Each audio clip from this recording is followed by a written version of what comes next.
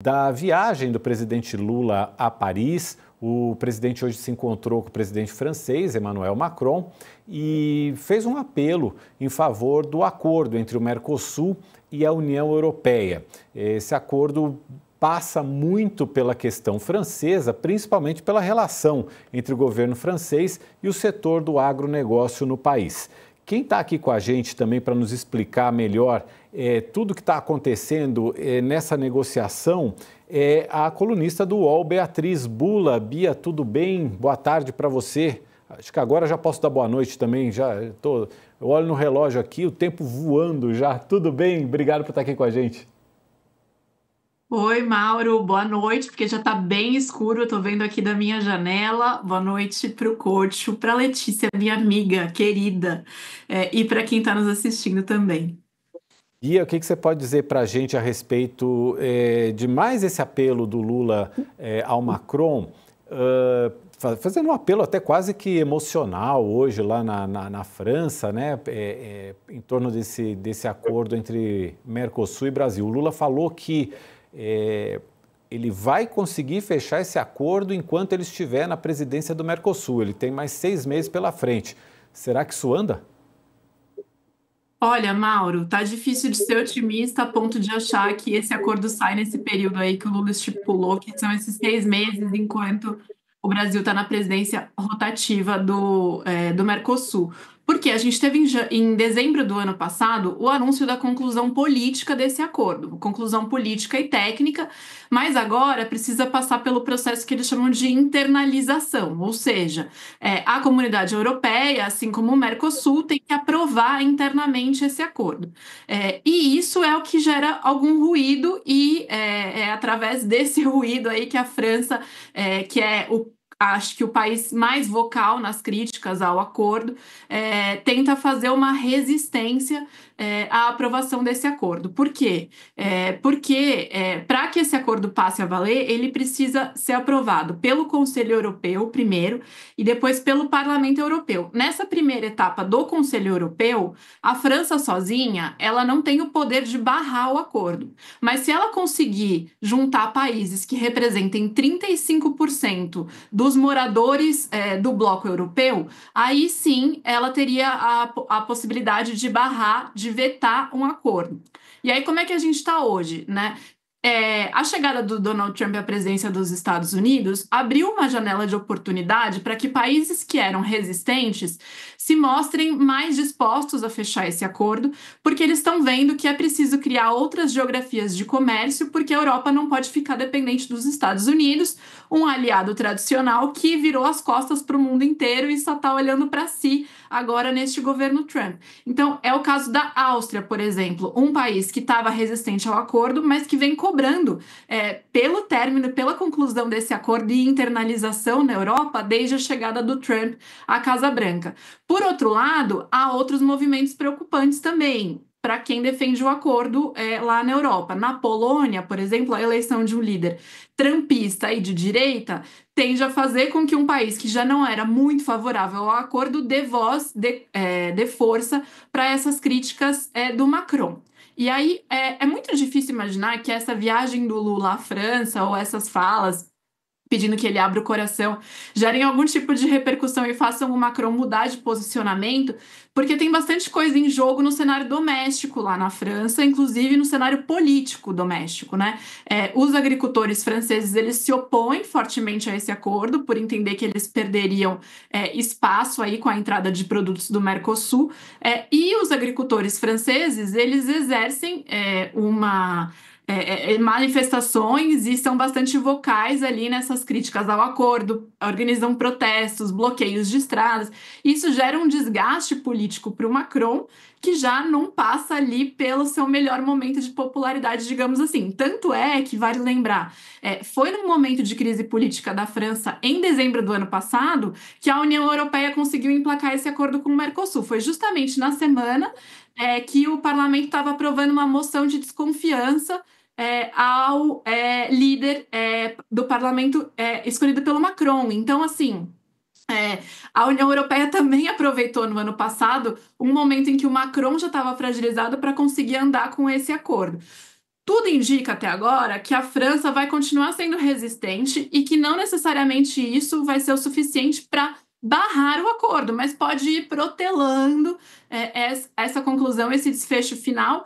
E conforme essas coisas são proteladas, essas janelas de oportunidade se abrem e se fecham também. E acho que é por isso a pressa do Lula de conseguir chegar a uma conclusão e tirar finalmente do papel esse acordo. Porque, vale lembrar, a gente já tinha visto a conclusão política dele lá atrás, no governo Bolsonaro, em 2019, num momento de janela aberta. Depois a janela se fechou, muita coisa mudou. Pandemia, guerra na Ucrânia, novas orientações globais de todas as maneiras. Aí, novamente, tem um momento aí que a gente consegue ter uma convergência de interesses dos governos para ter esse anúncio político. Então, quanto mais o tempo passa, maior o risco de que novas resistências se criem, digamos assim. Então, acho que o Lula está tentando aproveitar esse ano de Trump impondo tarifa a todo mundo, para conseguir ver isso deslanchar na Europa, onde é um ponto central de resistência, porque uma vez aprovado lá,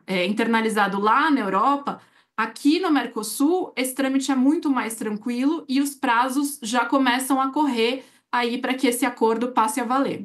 Pois é, Bia, e você Como é que falou está da nesse questão de momento popularidade do a relação Macron, de forças tem a questão da dentro? popularidade do Lula também aqui no Brasil.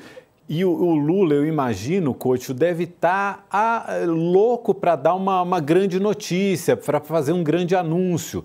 Esse acordo seria um deles. O outro, a questão da isenção do imposto de renda para quem recebe até R$ 5.000, que está lá, foi abraçado pelo Arthur Lira lá na Câmara e sumiu, né? A gente não tem mais falado sobre isso. Quer dizer, ontem saiu a pesquisa da Quest indicando que o governo não consegue retomar a popularidade, não consegue retomar a aprovação da população, e hoje saiu pesquisa da Quest também mostrando o avanço de alguns candidatos da direita em relação à corrida presidencial, mais notadamente o Tarcísio de Freitas, governador de São Paulo, e a Michele Bolsonaro, e que aparecem como nomes aí fortes na corrida eleitoral do ano que vem, até para substituir o ex-presidente Jair Bolsonaro, que nesse momento está inelegível. Quer dizer, Couto, o governo Lula deve estar absolutamente ali louco para dar alguma boa notícia, fazer um grande anúncio, e nada até agora, né? Isso que eu queria perguntar para a Bia.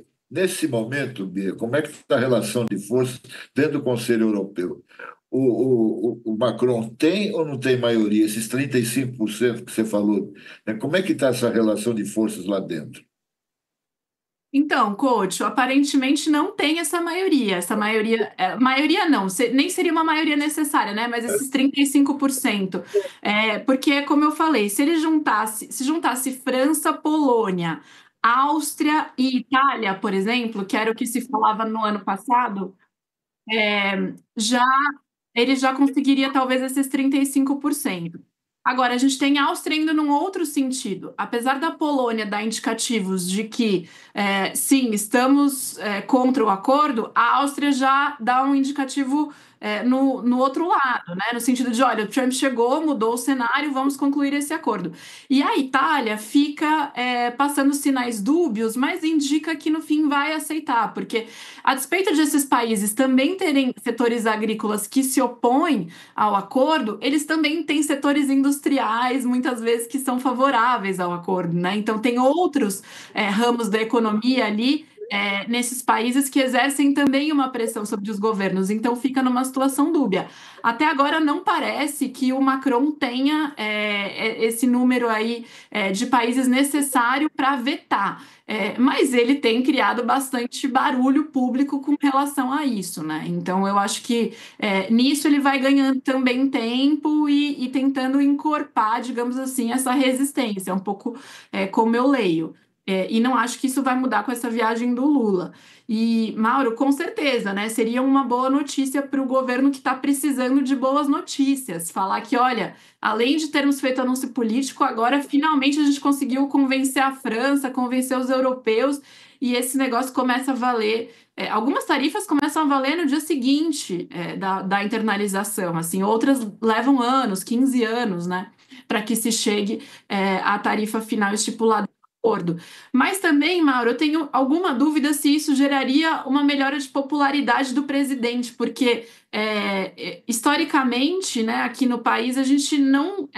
A questão da política externa ela não influencia tanto a visão da população com relação a um governo. A política doméstica influencia muito mais, né? Então, acho que para o Lula. Conseguir emplacar a questão do imposto de renda, a ampliação das faixas de isenção, da faixa de isenção do imposto de renda no Congresso, valeria muito mais esse ponto de vista político do que acordo União Europeia-Mercosul. Mas, isso sem dúvida. Mas para a fita dele com os industriais ali, com alguns empresários grandes aqui do Brasil, o acordo certamente teria um peso importante. Isso sem dúvida, sem dúvida. Eu acho que você tem toda a razão, mas o fato é isso, é um governo em busca de fatos positivos para anunciar. Inclusive tem uma matéria hoje que está na Folha de São Paulo que fala sobre a intenção aí de integrantes do governo de aumentar a exposição do presidente Lula na mídia, em eventos, dando entrevistas, porque a avaliação deles é que as pessoas estão sentindo falta de uma presença maior do presidente, que viaja bastante, diga-se de passagem. Então, que esses eventos, essa presença de Lula seja mais constante. A questão, Letícia, até queria te ouvir também sobre isso, é saber dosar isso, porque o Lula, quando abre o microfone para ele, sempre um risco também, né? Na entrevista coletiva que ele deu nessa semana, já veio com aquela história de antes era pobre que roubava rico, agora é pobre que rouba pobre, se referindo ao caso do INSS. Hoje foi falar lá na França, já se referiu à ministra Marina Silva, falando, olha, ela está muito magrinha porque ela trabalha muito, sabe? É de tanto trabalhar. É sempre um risco abrir o microfone para o presidente Lula, Letícia. Mauro, sim. Antes de tudo, eu só queria dar boas-vindas para a Bia Bula, porque eu ainda não tinha conseguido encontrar com ela ao vivo. E, bom, somos amigas há muitos anos e, pela primeira vez, estamos juntas, finalmente, trabalhando. Mauro, o que a oposição sempre fala quanto mais o Lula fala, mais ele facilita o nosso trabalho. Está sendo ótimo para a gente todo esse posicionamento, essa atividade do Lula, que desde a entrada do Sidônio no governo passou a falar mais, passou a estar mais ativo, a gente consegue pegar a fala dele e usar ao nosso favor. É isso que a oposição sempre coloca aqui. Porque, sim, a oposição tem mais ferramentas e sabe lidar melhor com a questão de internet, com as redes sociais. Então, eles conseguem aproveitar, por exemplo, quando o Lula fala de inflação, de preço do ovo, preço da laranja, a gente já viu tudo isso acontecer ao longo desse ano. Eles vão lá, pegam e se aproveitam dessas falas. E todas essas colocações, o presidente ele fala muito de improviso, é uma coisa que ele tem ao longo da carreira dele. Então, que sempre pode ter um lapso ali, uma escorregadela, alguma coisa que ele fala que dá para a gente aproveitar e ir para cima. Então, o presidente precisa tomar sempre muito esse cuidado. De fato, ele precisa se comunicar com a população e fazer a mensagem dele chegar para o eleitor, para o cidadão brasileiro. A gente está 1 ano e meio da eleição presidencial, mas a gente sabe que a campanha já está rolando. Termina uma eleição, começa a campanha para outra. Então, ele falando e vindo a público, ele vai ter que cada vez mais tomar mais cuidado com cada colocação, porque senão ela pode ser tirada do contexto, pode ser pensada ali e o efeito ser o reverso, piorar ainda a situação dele. Pegarem uma frase que daqui a pouco a gente vai ver, repercutiu demais. Essa semana, entre as coisas que ele falou muito do Eduardo Bolsonaro. Falou do Eduardo, o Eduardo foi lá e respondeu. Então, gera-se pautas que não são, às vezes, necessárias ou positivas para o governo a partir de uma frase mal colocada, o Mauro. Tem um outro dado dessa pesquisa que eu até queria... Coach, aí você já emenda as duas coisas, mas eu queria também ter a tua opinião. Tem um outro dado dessa pesquisa da Quest de hoje que diz o seguinte: 66% dos entrevistados acham que o Lula não deveria se candidatar a um novo mandato. E 65% acham que o ex-presidente Jair Bolsonaro também não deveria se candidatar. Ou seja, aparentemente a maioria não quer nenhum nem outro. Isso abre caminho para aquilo que a gente costumava lá atrás chamar de terceira via, Cocho? Em toda eleição acontece isso, né? Quando chega um certo impasse, uma encruzilhada, aí se fala em terceira via, né? Mas eu queria te falar um pouco antes desse negócio de mais exposição para o Lula, para ele falar mais, viajar mais e tal. Isso já foi tentado, inclusive esse ano. E a situação dele piorou, como a Letícia bem lembrou, sabe? Às vezes, quanto mais ele fala, pior fica a situação. E tem outra coisa, a caixa de mágicas já não tem mais novidades. Toda vez que a situação aperta para o Lula, vai fazer caravanas, vai viajar pelo país, vai dar mais entrevistas, vai encontrar mais com deputados e senadores, mas depois não acontece nada disso. Ele continua viajando, aliás, está agora em Paris de novo, né? Acho que é a terceira viagem para Paris nos últimos anos, né? E não para aqui. Quer dizer, e também esses recursos não têm funcionado, esse é o problema. Sabe? Eu acho que o envelhecimento de imagem não é um problema de idade, não é etarismo, não, é envelhecimento das ideias, das mágicas, né? Do que pode ser feito para reverter a popularidade. E já não pega mais, sabe? Dá mais não sei quanto de Bolsa Família, melhorar a merenda escolar e tal, mas só isso não funciona. O problema é que está faltando norte para o país, né? E para o discurso do Lula. E não adianta ele ficar dando entrevista todo dia, não resolve. Letícia, você quer falar sobre isso também? Sobre essa questão da população não tá afim nem de um nem de outro? É isso, né, Mauro? É um esgotamento de toda essa polarização.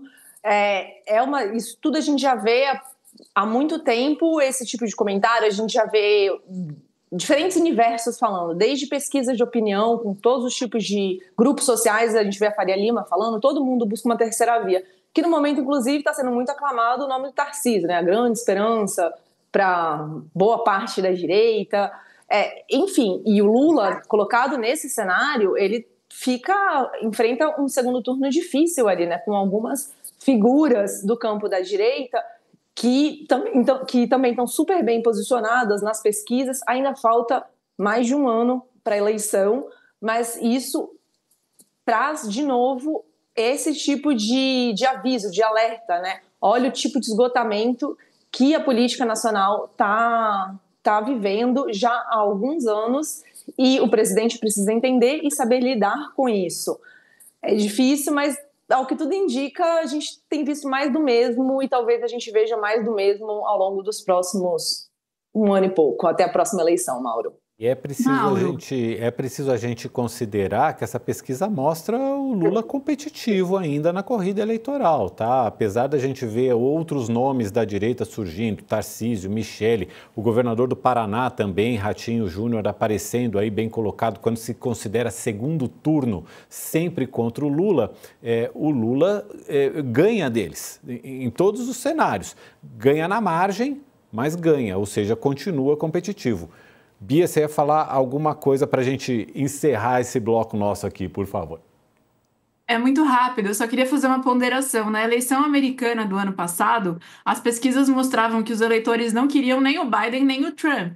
E quando o Partido Democrata decide substituir o Biden pela Kamala Harris, muitos democratas estavam dizendo, olha, é uma resposta ao que os eleitores estão dizendo.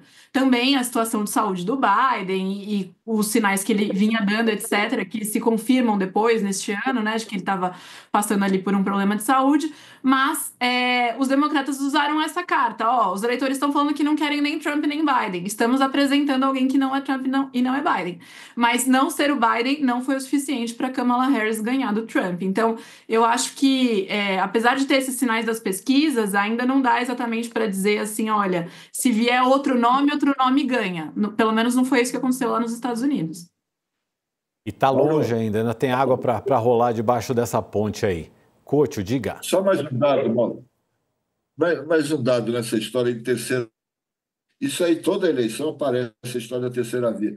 O problema é o seguinte, quem é a terceira via? Quem é o candidato da terceira via? Você tem bolsonaristas, lulistas, petistas. Quem é a terceira via? Só teria alguma força, alguma chance se todos eles se juntassem contra o Lula ou contra o Bolsonaro. O Bolsonaro está fora do jogo, contra o Lula. Só que isso não acontece. Couto, esse é o problema. Você não consideraria...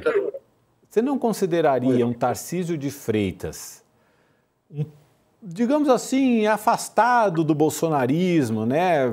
Firme ali no Republicanos, junto com outros partidos do Centrão, não seria uma terceira via ou você coloca ele no campo totalmente bolsonarista? Porque assim, o Tarcísio já foi abraçado pela Faria Lima, né? Já é o candidato da Faria Lima. Agora, se ele der ali 2 passinhos de distância em relação ao bolsonarismo mais raiz, ele poderia ser considerado uma terceira via? Não acho. Eu não acredito em bolsonarismo light, essas coisas não existem, né? Sabe, é invenção de marqueteiro. O Tarcísio está numa situação muito difícil, que ele não pode largar a mão do Bolsonaro e, ao mesmo tempo, dando a mão para o Bolsonaro, ele carrega junto toda a rejeição que o Bolsonaro tem. O meu palpite é que ele vai jogar no certo, que é se candidatar à reeleição em São Paulo. E vai acabar saindo um candidato da família Bolsonaro, com o sobrenome Bolsonaro, e um outro candidato entre esses governadores aí. E aí divide a direita, né?